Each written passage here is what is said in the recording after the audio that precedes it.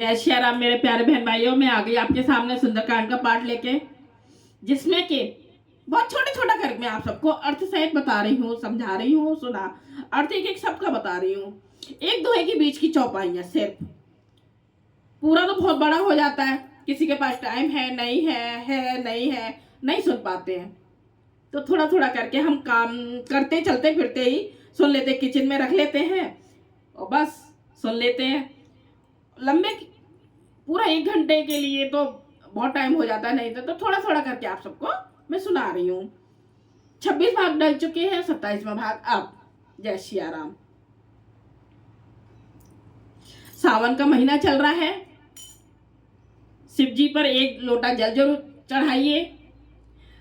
और सबसे ज्यादा महिमा अभिषेक, मतलब भगवान जी को बनाकर, वो शिव जी शिवलिंग बनाकर, थोड़ी सी कहीं गमला हो आपके पास, कहीं भी मिट्टी हो गमले वगैरह में, कहीं जरा सी ऐसे करके बनाकर उसे अभिषेक करिए, जल चढ़ाइए। उसकी बहुत ज्यादा सावन के महीने में महिमा है। बेलपत्र है और नहीं है, अगर आपके पास बेलपत्र नहीं है तो क्या करना है। आपके पास नहीं है, आसपास में नहीं है, अब कैसे, शिवलिंग पर भी नहीं है, तो अब कैसे हम चढ़ाएं।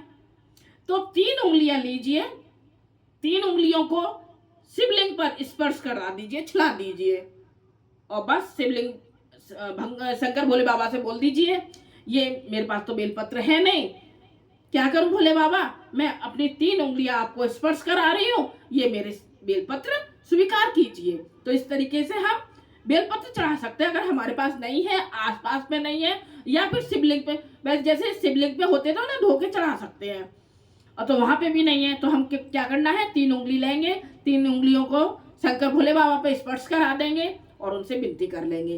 तो वो हम बाबा तो बाबा ही है ना हमारे, वो तो नेक में, अपने बच्चों पे तो बाबा तो वैसे ही नेक में खुश हो जाते हैं ना, तो बस स्वीकार कर लेंगे बेलपत्र। तो ऐसे चलो, अब हमारा हो गया 27वां भाग अब चालू, तो 26 हो चुके हैं। जय सिया राम। देवी साल परम हरू आई, मंदिर ते मंदिर चढ़े धाई, जरई नगर भा लोग बिहाला, झपट लपट बहु कोट कराला। देह बड़ी विशाल परंतु बहुत ही हल्की फुर्तीली है। देह तो मतलब शरीर तो बहुत विशाल है, पर कितना फुर्तीला शरीर है। वे दौड़कर एक महल से दूसरे महल पर चढ़ जाते हैं। नगर जल रहा है, आग लगा दी ना सब में, जल रहा है, लोग बेहाल हो गए हैं। आग की करोड़ों भयंकर लपटें झपट रही हैं। तात माँ तुहा सुनिए पुकारा, यही अवसर को हमें उबारा। हम जो कहा ये कभी नहीं होई, बानर रूप धरे सुर कोई। हाय बप्पा, हाय मैया, इसे सब लोग कह रहे हैं ना नगर निवासी। हाय बप्पा, हाय मैया, इस अवसर पर हमें कौन बचावेगा। चारों ओर यही पुकार सुनाई पड़ रही है। हमने तो पहले ही कहा था, सब लोग कह रहे हैं आपस में, हमने तो पहले ही कहा था कि यह बानर नहीं है, बानर का रूप धरे कोई देवता है। अब सबको याद आ रहा है कि हमने तो पहले ही कहा था। साधु अबैज्ञा करे फलू ऐसा, जरई नगर अनाथ कर जैसा। साधु के अपमान का यह फल है, साधु के अपमान का यह फल है कि नगर अनाथ के नगर की तरह जल रहा है। हनुमान जी ने एक ही क्षण में सारा नगर जला डाला और एक विभीषण का घर नहीं जलाया। सिर्फ विभीषण के घर में तुलसी थी, शंख, दरवाजे पे शंख बने हुए थे, और सात्विक जो सतिया बोलते हैं वो बने हुए थे। सारे शुभ संकेत थे वहां पर भगवान जी के, धनो ये सब चीजें थी। तो जहां तुलसी माता हो और जहां ये भगवान जी के वहां कैसे जल सकता है, वो घर नहीं जल सकता है। इसीलिए कहते हैं कि अपने दरवाजों पर जरूर हमें कुछ ये चिन्ह टांगने चाहिए, चाहे शंख हो, चाहे चक्र हो। होता है ना सूरज देवता का वो आता है, सूरज देवता का आता है जो बोर्ड लगा हुआ हो, सातिया हो, तो ये जरूर होने चाहिए अपने घर पर, जिससे कि किसी के घर पर विपत्ति ना आए। जैसे विभीषण के घर पे विपत्ति नहीं आई, ऐसे अपने घर पे भी विपत्ति नहीं आएगी। ताकर दूत अनल गई सिर जा, जरा न सोते कारण गिर जा। उलट पलट लंका सब जारी, कूद परा पुन सिंधु मझारी।